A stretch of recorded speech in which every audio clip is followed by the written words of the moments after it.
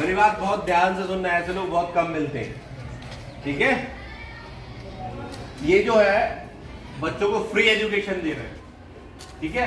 बहुत सारे बच्चे आप ये मान के चलना आर्मी में गए हैं, कोई सीआरपीएफ में गया है, कोई पुलिस में गया है।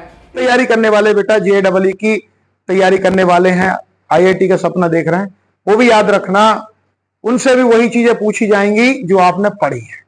यहाँ 10वीं युवाओं के सर्वांगीण विकास के क्षेत्र में कार्यरत संस्था संकल्प फाउंडेशन के द्वारा युवाओं को मार्गदर्शित करने के लिए विद्यालयों एवं महाविद्यालय में करियर मार्गदर्शन सेमिनार का आयोजन किया जा रहा है।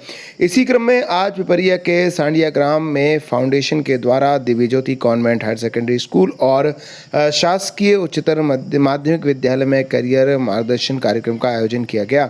इस कार्यक्रम में फाउंडेशन के संस्थापक निरंजन वैष्णव एवं संकल्प फाउंडेशन से जुड़े समाज सेवी सुखदेव सिंह कलोटी ने विद्यार्थियों को बताया कि लक्ष्य का चुनाव किस प्रकार करें, लक्ष्य की प्राप्ति कैसे करें, हमारे जीवन में अनुशासन का महत्व क्या है आदि विषयों पर बच्चों को विस्तृत जानकारी दी। साथ ही तत्काल में उनके द्वारा करियर से संबंधित जो प्रश्न पूछे गए उनके विस्तार से जवाब भी दिए गए। इसका मतलब क्या है कि आप विषय के चुनाव के समय एक नहीं 1000 बार विचार करना कि आखिर मुझे कौन सा विषय लेना चाहिए, क्योंकि वही जो विषय है वो आपके भविष्य का निर्धारण करने वाला है।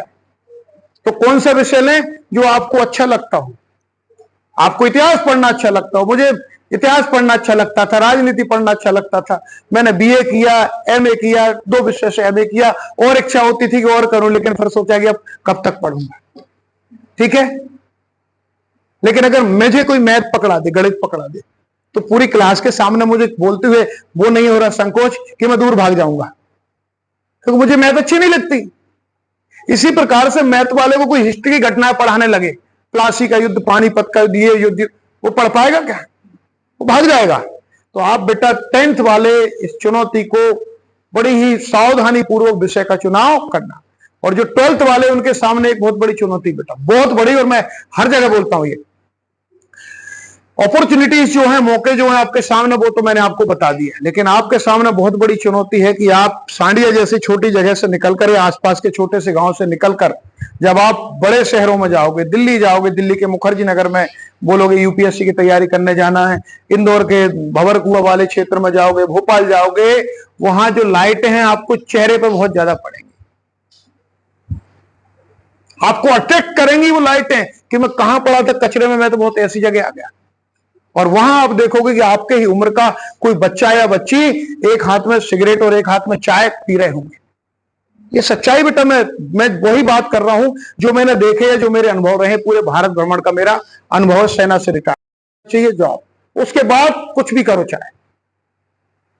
जो लोग नीट की तैयारी करने वाले बेटा, जेईई की तैयारी करने वाले हैं, आईआईटी का सपना देख रहे हैं, वो भी याद रखना उनसे भी वही चीजें पूछी जाएंगी जो आपने पढ़ी है।